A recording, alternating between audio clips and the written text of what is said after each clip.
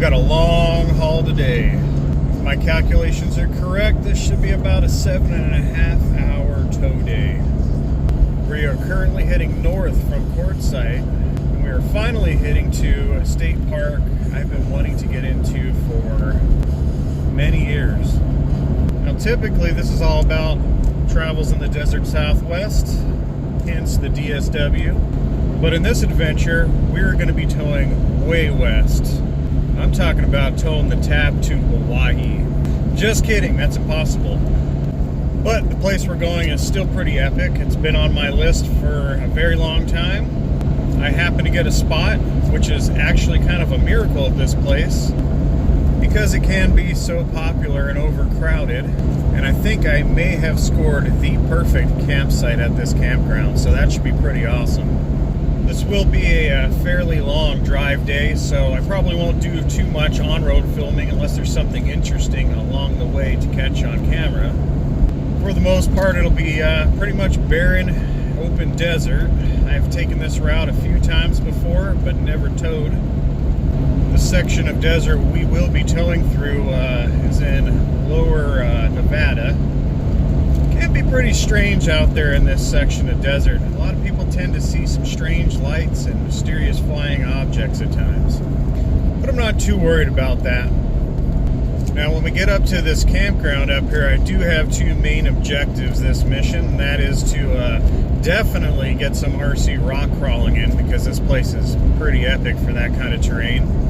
And I need to get off my lazy butt and actually go do a hike for once. And there should be a couple of good hikes to do out here. But as we make our way on this 7-hour journey to our final destination of the day, I'll bring you all along with. And if there's any interesting landmarks and towns and cities along the way, I'll try to show you that. But before we get to any of that, I did finally figure out what the strange humming, buzzing, wheel bearing type sound was in this truck. And I just happened to squeeze in over at Toyota to get that fixed, so I'm very happy and at ease that I finally found this issue. So the strange kind of sound I was getting at certain speeds and slowing down and stuff was definitely a wheel bearing, and I was correct.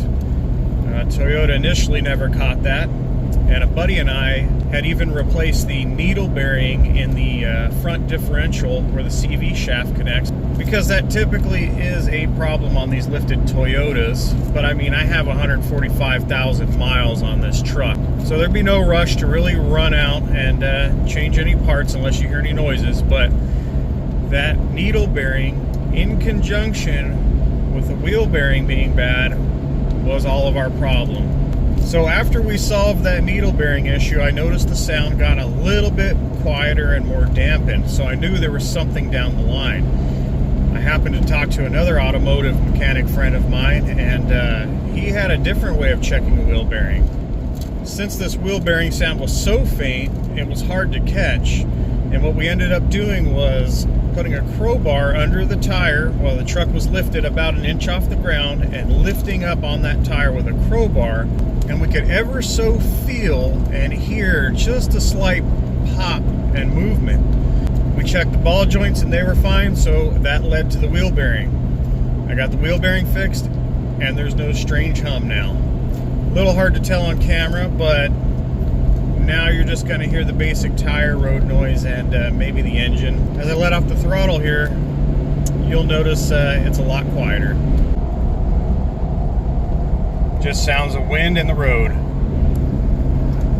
So I am really happy with knowing that's fixed. That could have been a serious failure.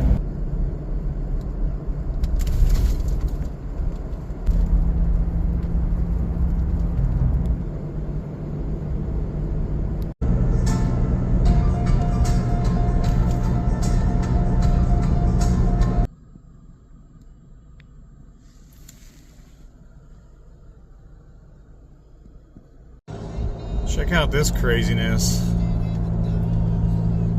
People are passing like they're in a NASCAR race out here with trailers.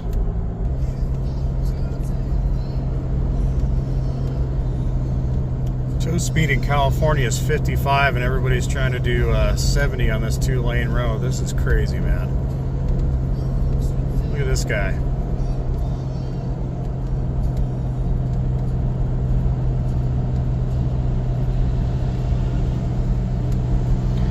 This is the kind of crap that gets people killed. Kind of a neat rest stop out here before Searchlight, Nevada. I had to stop and take a break. That traffic was getting pretty crazy coming up here. Now, time to hit the road again. Just miles and miles of desolate desert.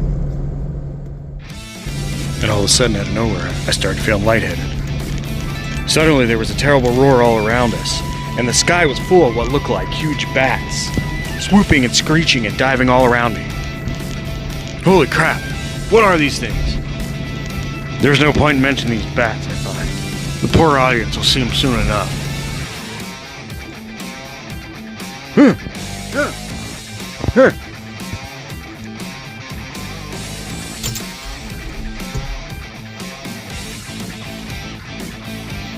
Hey, you pigs!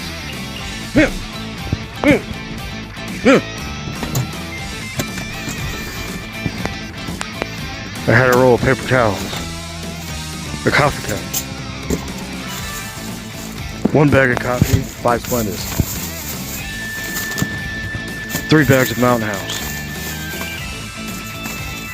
2 spice shakers full of spices, 20 pounds of propane, 2 RC crawlers, and 1,250 watts of lithium battery power. Of course, not that I needed all that for the trip, but once you get locked into a serious camping addiction, the tendency is to push it as far as you can. The only thing that really bothered me was the lithium.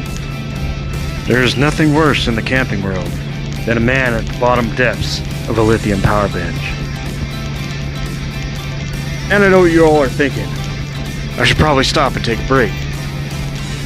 Wait till you see these bats. We definitely can't stop here. This is bat country. How long could I possibly maintain this, I wondered? How long would it be until I start raving and jabbering to the viewers about the tab, the Tacoma, and camping? Did I just say that? Or did I think it? Was I talking? Can they hear me?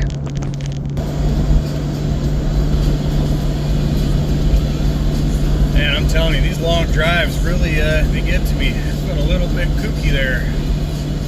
Always strange vibes out in the desert here.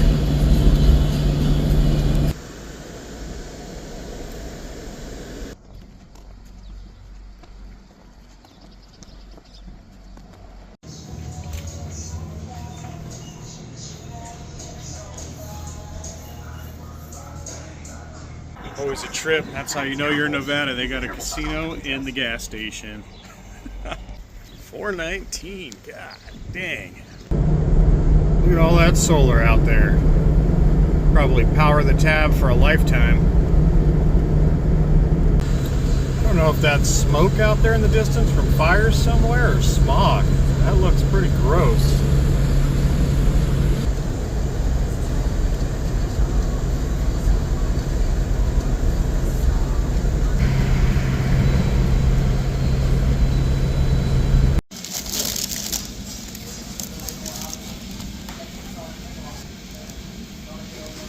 Not a bad little burrito, pretty similar to all those other kind of miniature chains that are with a Birdo, like Alibertos, Rallybertos, Filibertos. But not a bad meal, better than going to Taco Bell. Now onward to camp, finally.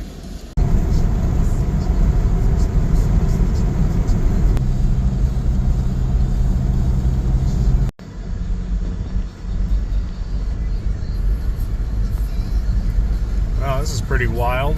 That's awesome.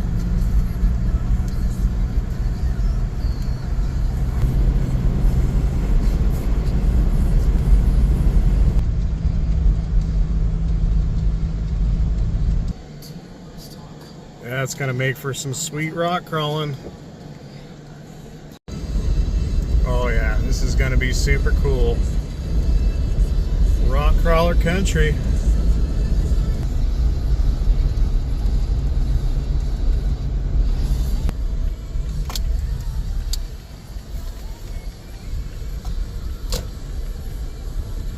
Yeah, this campground's gonna be super cool. $5 says there's petroglyphs up there. Could probably spend a full day doing a driving tour out here. This is pretty epic. Look at those rocks.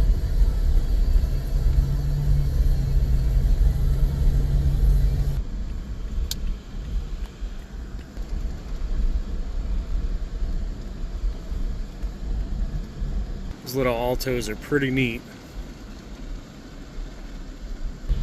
How cool is this?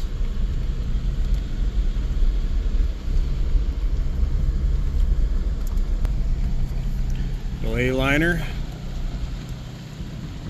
That's a pretty sweet camp spot right there. But I think we have the best camp spot of the whole campground.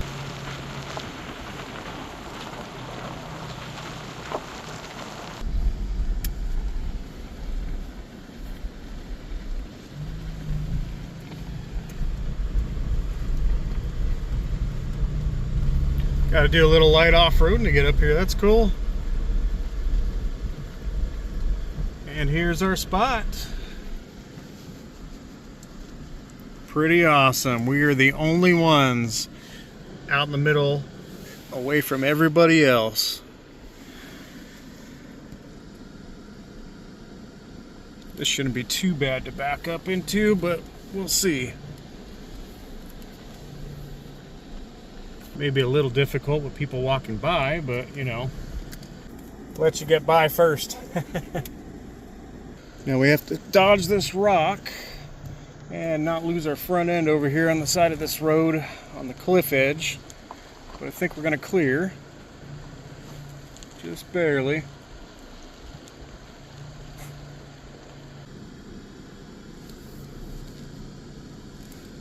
That should put us right about where we want to be. Looks good there. Let's take a look.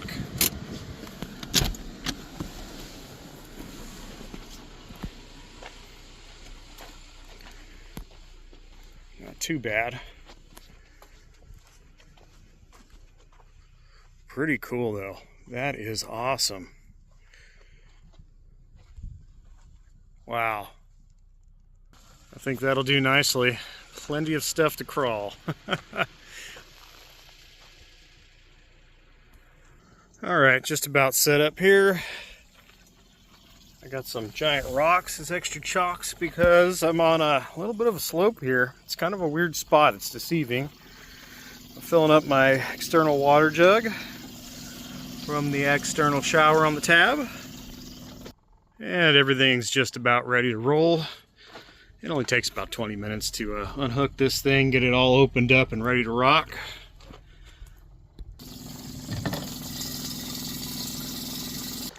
I do have my rubber chocks over here, but in dirt I don't really trust them. Plus I needed 2 blocks to level this out.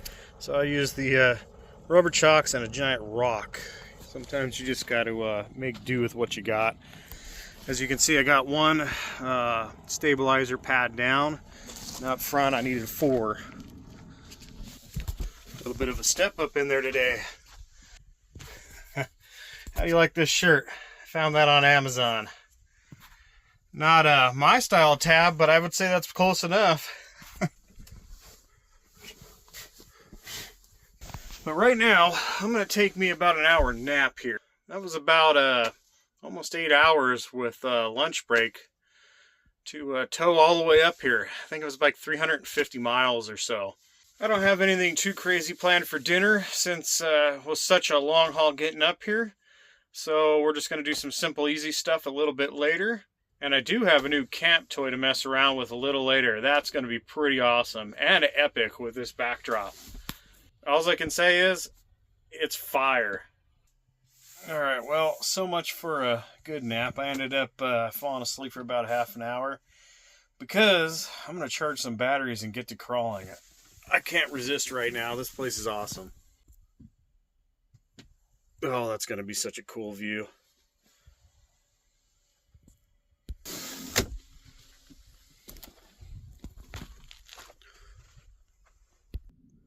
Alright, we are charging I did bring 2 crawlers. I brought my 4-wheel steer buggy and my 3D printed res crawler Sporky.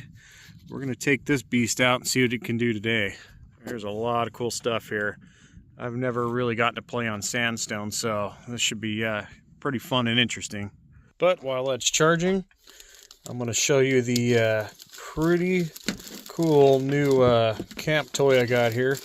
I picked this up at the RV show because it was at a show price. I've been wanting one of these since they came out a year ago, and it was time to buy at the Courtside RV show. Comes with this nice canvas bag. And I kind of pre-packed all this stuff because I tested this thing prior. But this is the most compact, highest BTU portable campfire pit thing torch you can get. This is going to be awesome. I'm going to show you guys how this goes together here. It's pretty simple and very, very ingenious. It comes with some tent stakes to hold it down if it's windy, and I put an extra pair of gloves in here, and I'll explain that in a little while. But your main body right here is just this thing. Propane line hooks up here, and you have 3 legs. And the legs also double as the wrench to hold here and for the hose fitting for the gas line. But you take your tripod legs here and you slide them in these slots, pull them forward, and you drop that ring in, and that locks them in. So it came with this very nice braided gas line and regulator, and we're going to install this first.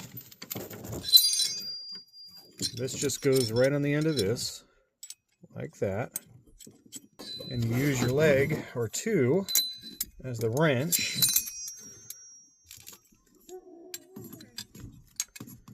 Very tight fit, and you just kind of snug it up,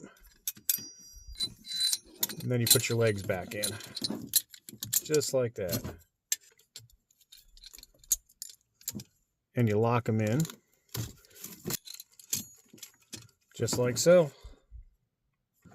It also comes with a set of 3 plates here, and this is all stainless steel. And what these are wind deflectors, and when you put all 3 of these in, you can make a cooktop out of this. And what you do with these is you add one as needed, or all 3. That way you block the wind from this direction. Maybe you want to block it from 2 directions. Maybe you just want to cook on top of it. And now you can set a pan up here. And this will hold a cast iron skillet, they say. For the tent stakes, if it's windy, you just kind of shove them down through each one of these legs, and it really holds this thing down. For tonight, I think I'm just going to run 1 wind blocker plate to start with. But the reason I Ziploc bag this thing is, since this kind of runs on a low orange flame, this whole piece down in here and all these plates get pretty sooty. So you get some pretty good nasty black buildup on here. And it is pretty easy to clean off initially. That's why I brought gloves, so I don't get everything coated in black soot. But you just take some paper towel and wipe the soot right off. When you get home, you can probably use a damp towel and wipe everything down really good. But, I mean, that is what it is. All fire boxes do that. My little Ignic propane box does the same thing. Especially if you put some fake wood or rocks in the box, it causes a lot of soot buildup and it gets messy. But so far, this is the lightest weight, most compact fire box ring torch that you can get right now. And the reason I did get this was, number 1, so I can condense my gear down and pack in the truck. Number 2, weight. And number 3, this thing puts out something like 220,000 BTUs of heat. It's pretty intense. Now, when this is turned up high, it's going to eat some fuel. But medium to high flame on and off, on pre-testing this, it'll use about half of one of these in about 6 hours or 7 hours or so. I think if you run that on high, you might be able to get 15 total hours out of it.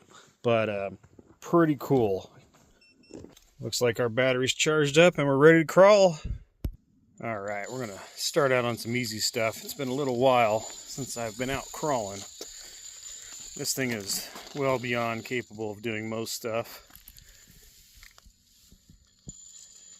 I just have to get a feel for the rock. Oh yeah, that's like nothing. Wow.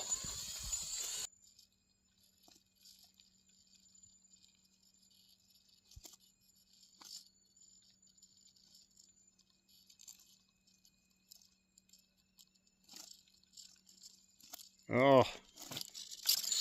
Oh, almost.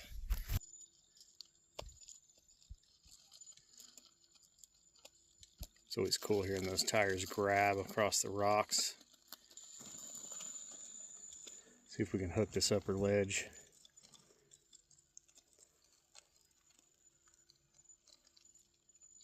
There we go. Shimmy across. I mean, it's kind of hard to tell, but this thing's kind of sideways and straight up. Oh! Alright, this has to be done because it just looks cool. We're going to crawl right through the sandstone tunnel.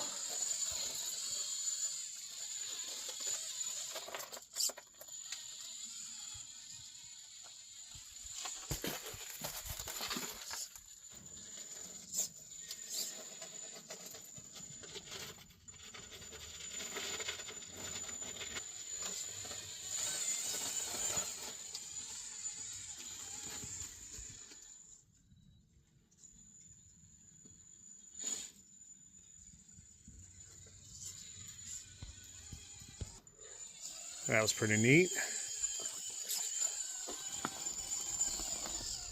What an epic spot that is. Wow. Except you got that big rock looming overhead. But how cool.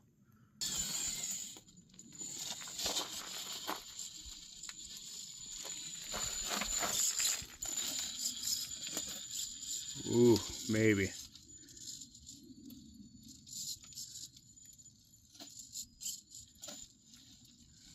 Ooh, come on.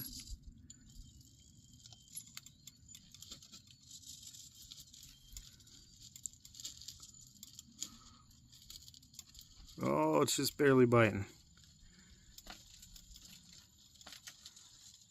Awesome. That's like almost vertical.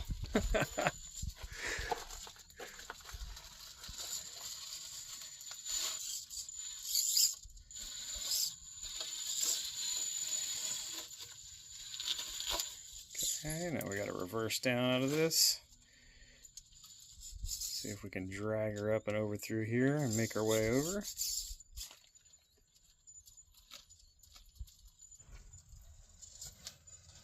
Oh, come on, hang on.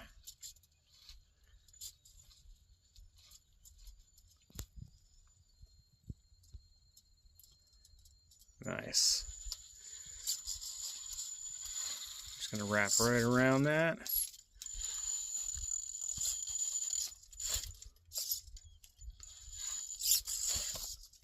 Well, getting caught up. That's crazy. All right.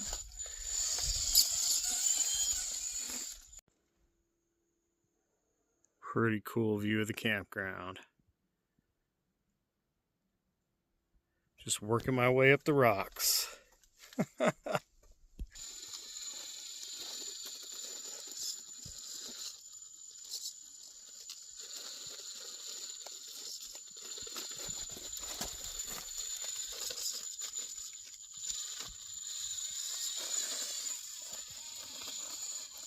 This may be a four-wheel steer kind of route.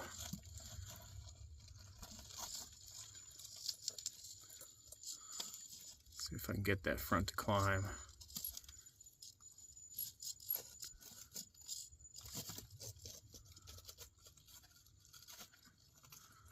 There it goes. Come on.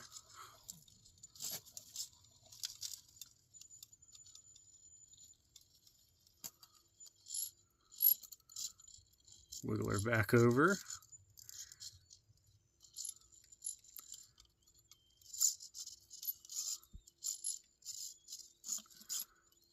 There we we go. Now we're floating the back end.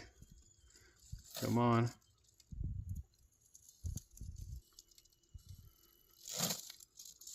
All right, now we're gonna see if we can get the back end to come through without getting wedged up. It's gonna be tough. This is where you can really get in a bind and break parts, so we're gonna be careful with that. Might be a little too wide on the exit here.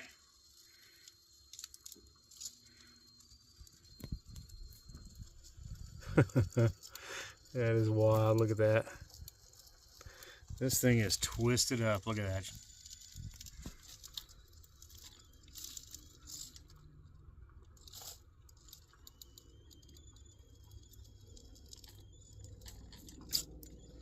Yeah, a little bit of bindage going on here, so we gotta watch that. Maybe a little too much of a bind. Darn. We don't want to break parts here. Oh, maybe. Just a light goose with the throttle. It's gonna get through, I think. Oh man. Holy guacamole, dude. That is incredible. Now we gotta control this thing down to the hole.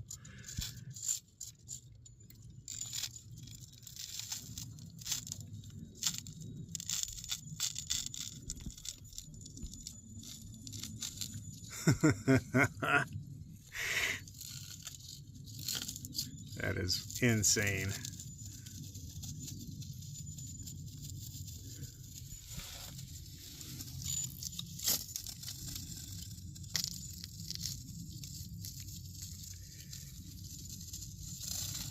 Oh, I don't know if we're going to be able to get out of that. That's an awkward turn to get out of.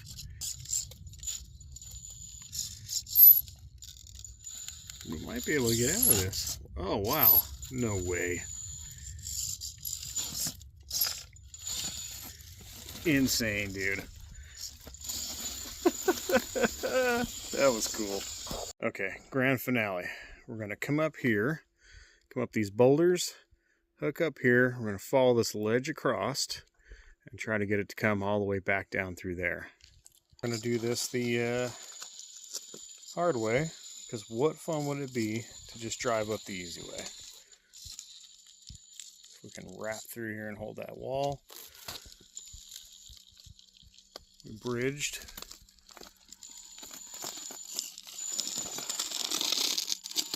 That sounds so cool. Nice. We're gonna make our way up here.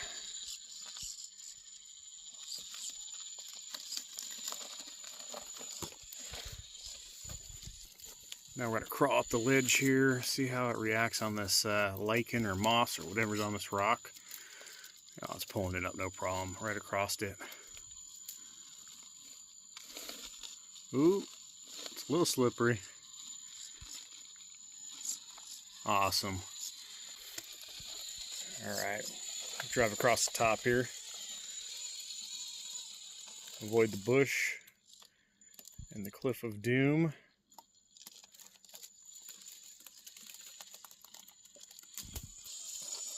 It's always cool to crawl with your crawler at eye level, see what it's doing.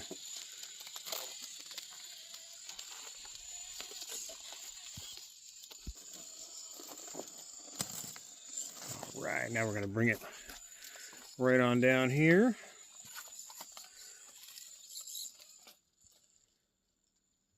See if we can get it down without tumbling. Nice. Very cool.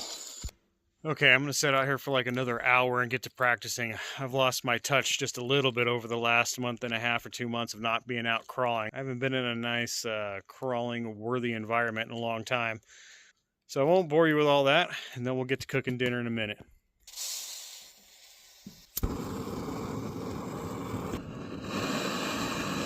And since I'm a little burned out from driving all those hours today, we're just going to do this pretty easy peasy lemon squeezy.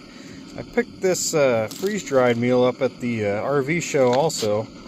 I already tried one of their meals and it was pretty good. These are kind of more of the gourmet end when it comes to freeze-dried. So we'll see how this beef barbacoa taco tastes like. And it comes with 2 corn tortillas. That's interesting. Let's take a look at this.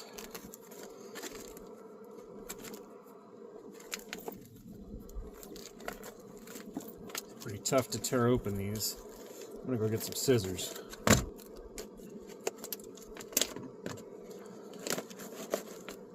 Oh, that looks interesting.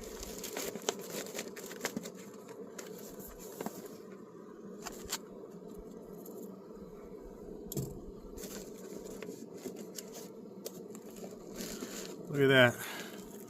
Got some corn tortillas right in it. That is cool. The last one I had, I think it was like a hamburger casserole, and it came with like pretty much a giant crouton, but it was a piece of like buttered toast. It was cool. Kind of like an MRE in a way. But check that out.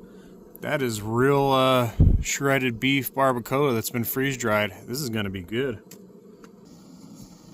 Say 8 to 12 ounces of water in this one. We'll find out how true that is.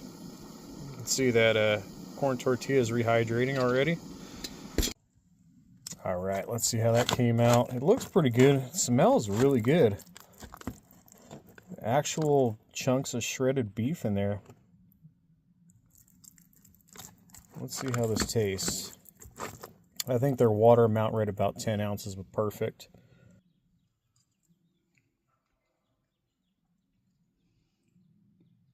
That's really good.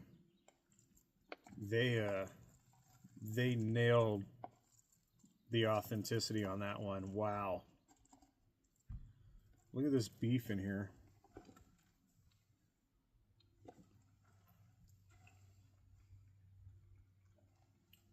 Unbelievable. These cost a little more, but if you can find these Lux Fire Base Camp freeze-dried meals, oh man, wow.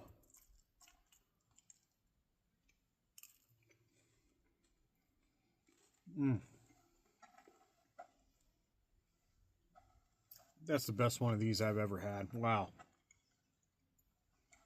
The only way I can describe that is it tastes pretty much like a shredded beef enchilada if you ever had it. So good.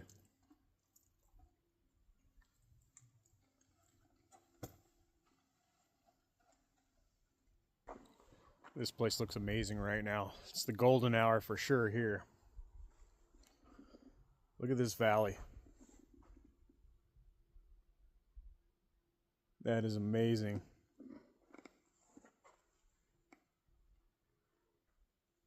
I sure do know how to pick the spots. Now it's time to light this fire torch. I need a good thumbnail pick.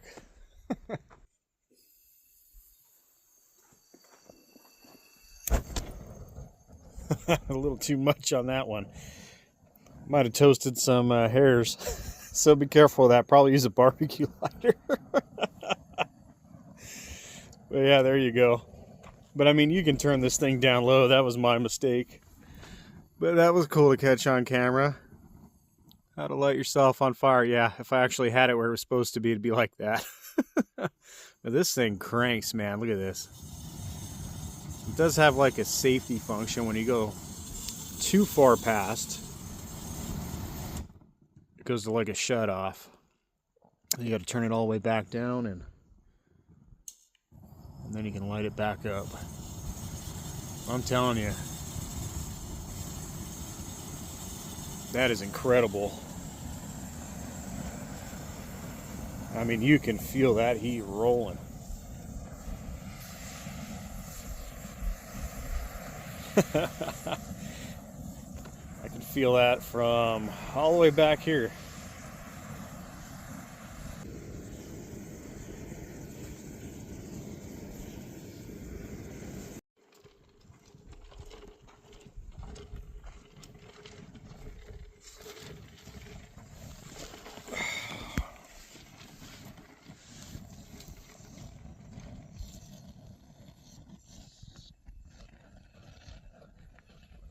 awesome is that? Got the moon and the stars and the spaceship underneath.